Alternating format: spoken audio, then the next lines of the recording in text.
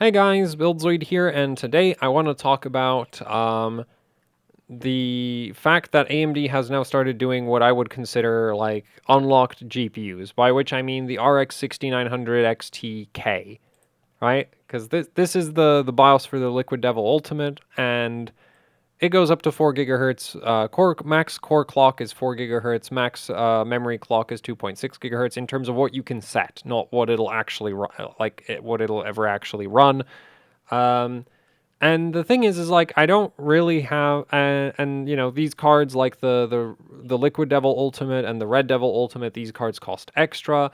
And also, if you try to take this BIOS for the Ultimate Power Color cards and put it on the non-Ultimate Power Color cards, from what I've heard, if you do that, the AMD driver gets very upset with you, and basically you're going to be forced to flash back to the regular 6900 XT BIOS.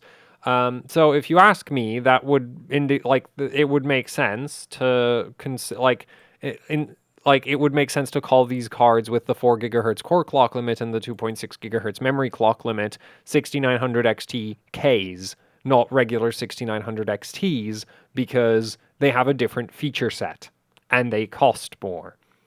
And the price part of the equation is not the main problem I have with it, but it's like it does have a fundamentally different feature set that you cannot, like, you don't get the same functionality on the other cards. So why are they called the same thing, right? Like Intel gets this. If you buy a locked CPU where you can, like, the thing is you can still tweak the power limits on a 10900, you can still overclock your memory with a 10900. You can't change the CPU ratio. Actually, no, that's not entirely true. You do get to change the CPU ratio, but there's a limit to how much you can change the CPU ratio. Whereas on a 10900K, the CPU ratio tops out so far, like the CPU ratio goes so high that you're not going to max it out even on liquid nitrogen. Like I think the 10900K goes up to like time 80x multiplier or something stupid like that, which is just like, yeah, you're never going to be able to actually like run that ever. Um, but the thing is, so like Intel totally understands. Like, look, the like performance wise, basically the same CPU. They 5.3 gigahertz versus 5.2 gigahertz, right? Different power limits, but it's not like GPUs come with the same power limits, right? Like if you look at the 6900 XT, this one has a 303 watt power limit, and this is the regular Liquid Devil. Oh, this has a 289 watt power limit. I mean, it's not as much of a difference as the 65 watts on the Intel chip number 1, and then 125 watts on the Intel chip number 2. But like, it comes with a different power limit, right? So like, for all intents and purposes, this is a different GPU, right? Different power limit, different stock clocks, different max ratio settings, different max frequency limits. So basically a different feature set at that point, different price tag. Why isn't this a different product? Because the problem I have with this is we've now ended up in a situation where if I say, oh, like you say RX 6900 XT and it can mean two very different things. And one of those things doesn't even have a clearly defined name, because like Power Color calls it the Ultimate, but Asus calls it the Top.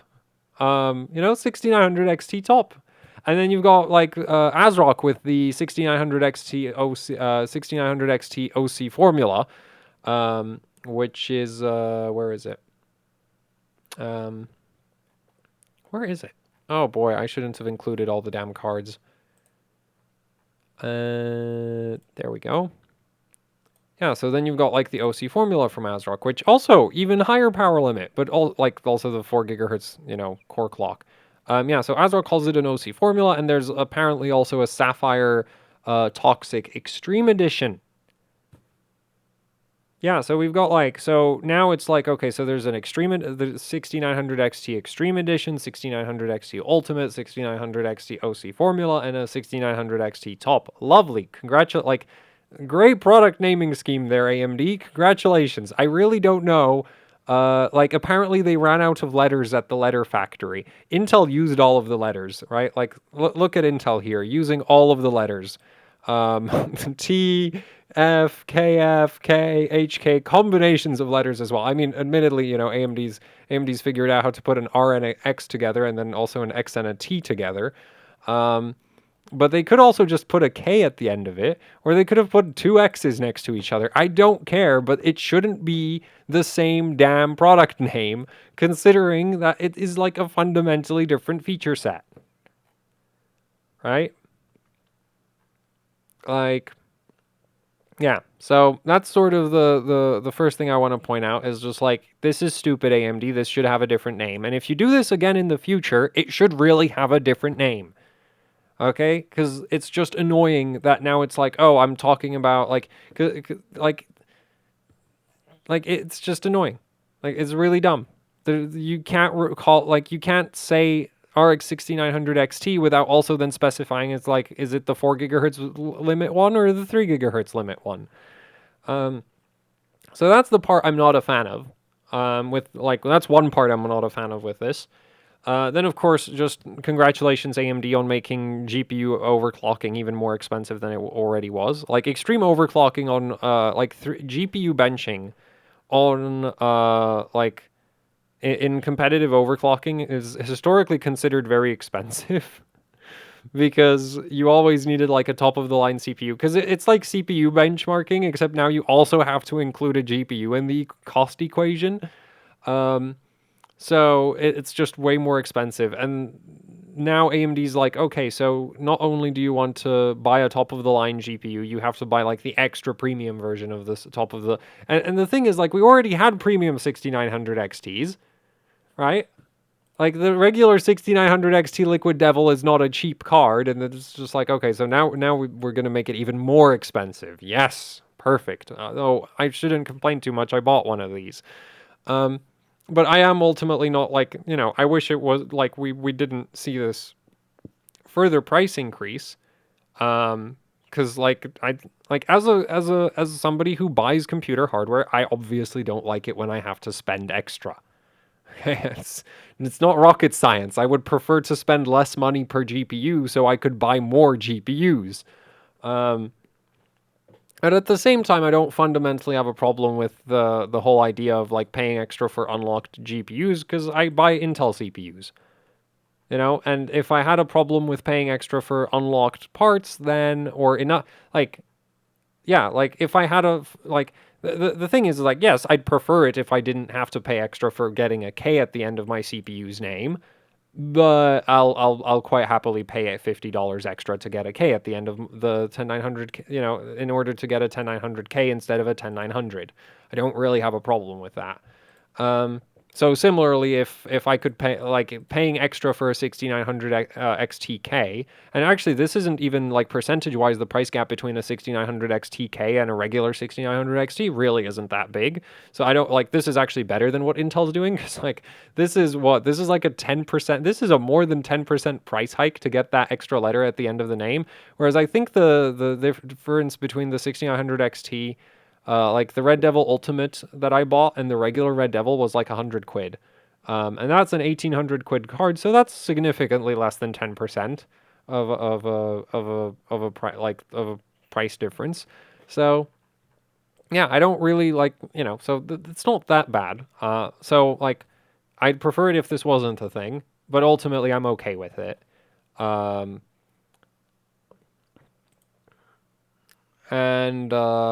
Where was I going with this? But the thing I'm still annoyed about it is that not only does Intel offer a 10900K and a 10900, Intel also offers, come on,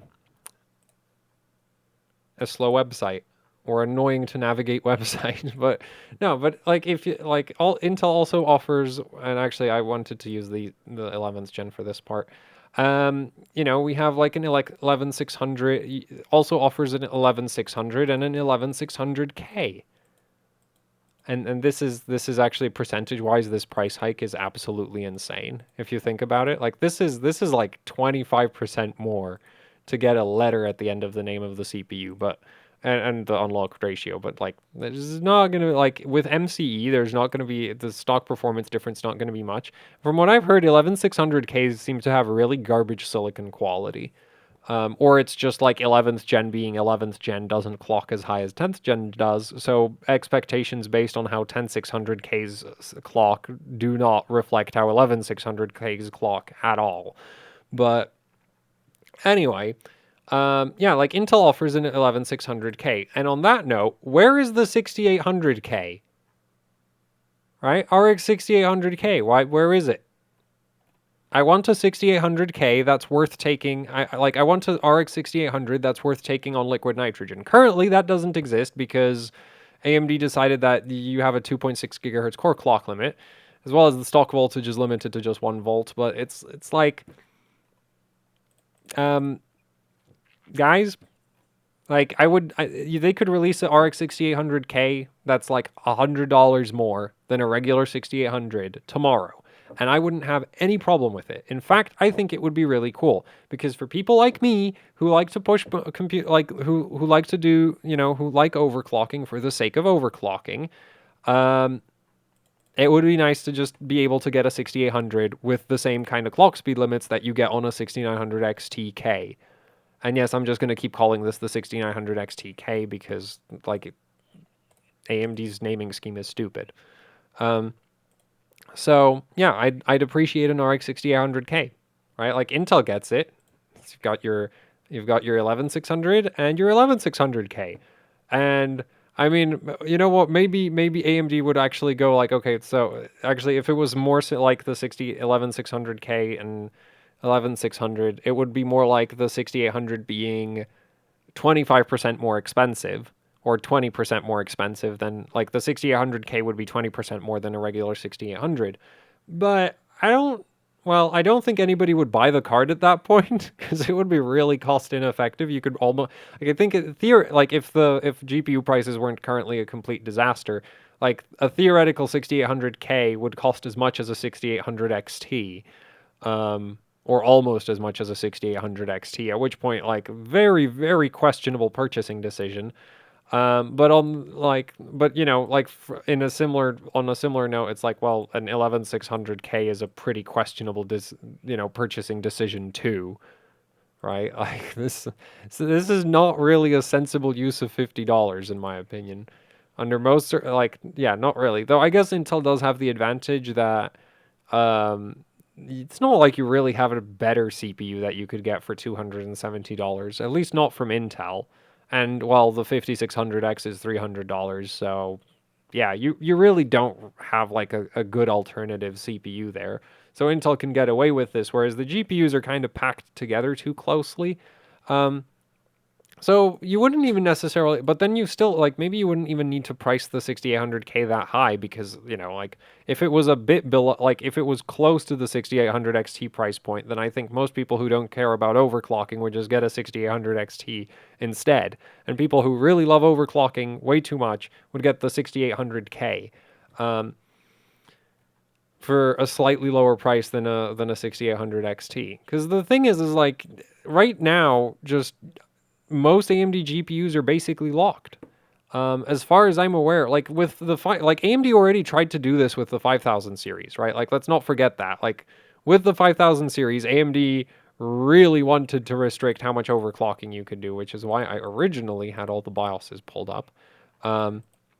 Right, like your 5700 XT had a 2150 core clock limit. The 5700 had an 1850 core clock limit. Luckily, there was a very simple software method of bypassing AMD's silly clock speed restrictions on the 5700.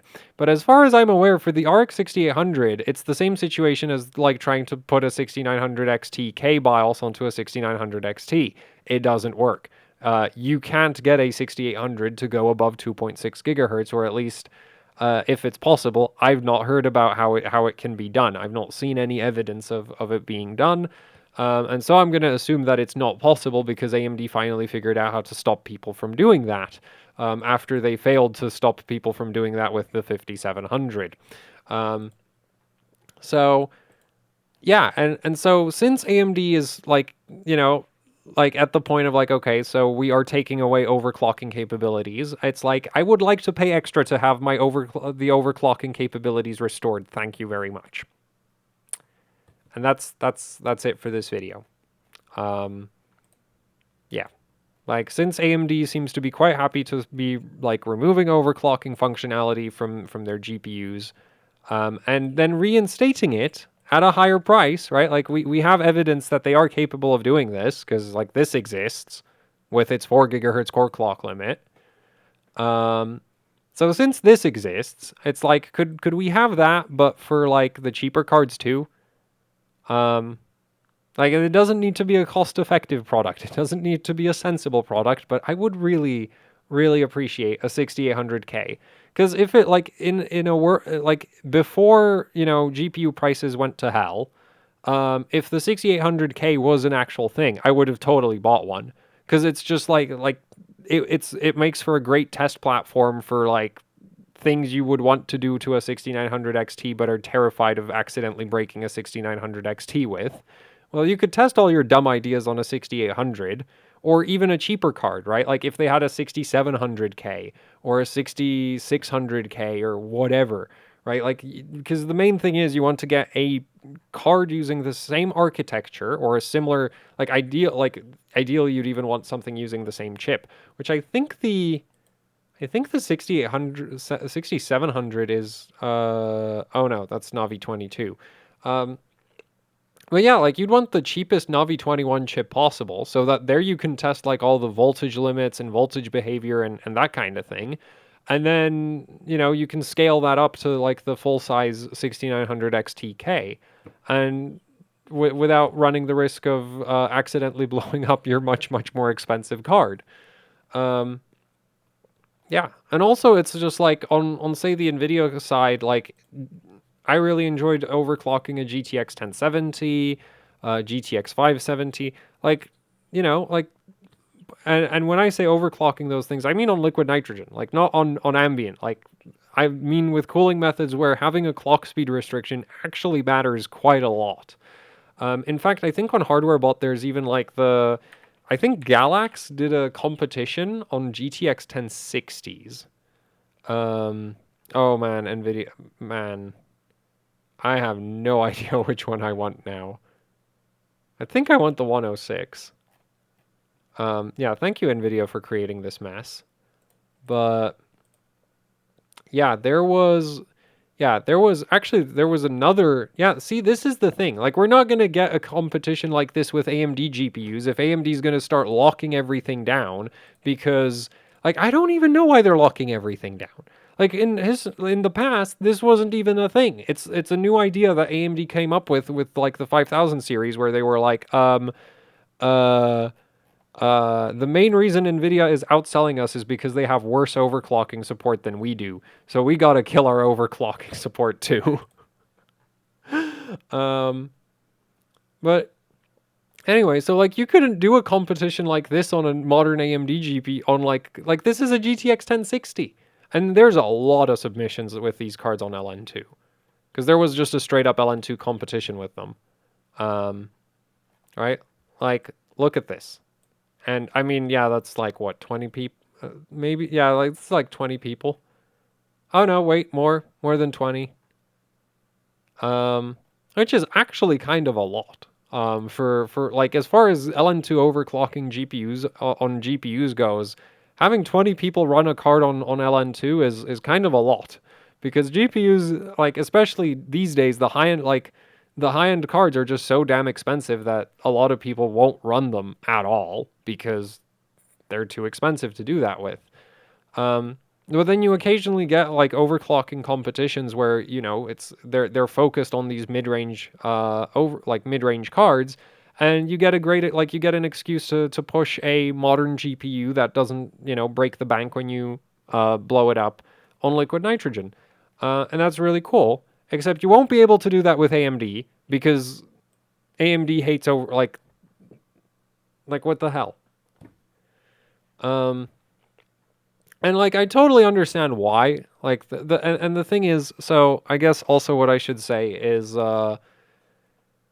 with the overclocking limits, like, I totally understand that for the average user, this doesn't affect them at all. Okay? I totally get that. In fact, based on the GTX 1060, this like what I'm complaining about here probably like affects a grand total of like 30 people. But they are 30 people that I'd be willing to pay extra. Like, because I get it. Like, the average consumer couldn't care less if their GPU comes with a 2.6 gigahertz core clock limit or a 4 gigahertz core clock limit, because they're probably never even going to get to the overclocking menu of the AMD driver. That's not what they bought the card for. They bought the card to run, to play games with it. And that's fine. I have no problem with that. But it's just like Intel makes 11600Ks for people like me. Right? Because again, like this is not a cost-effective CPU at all. Like you're gonna get 90% of the performance in an 11600 for significantly less money.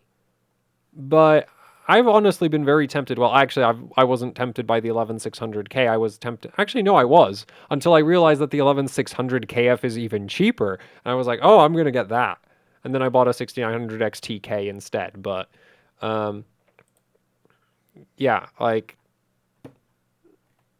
anyway, so there. That's everything I wanted to say in this video. AMD should have really called this should be called a 6900 XTK. And other than that, I think it would be cool to have K versions of all of AMD's GPUs. They don't need to be particularly cost effective. But it would be cool if they existed, because this isn't cool. Like this isn't cool.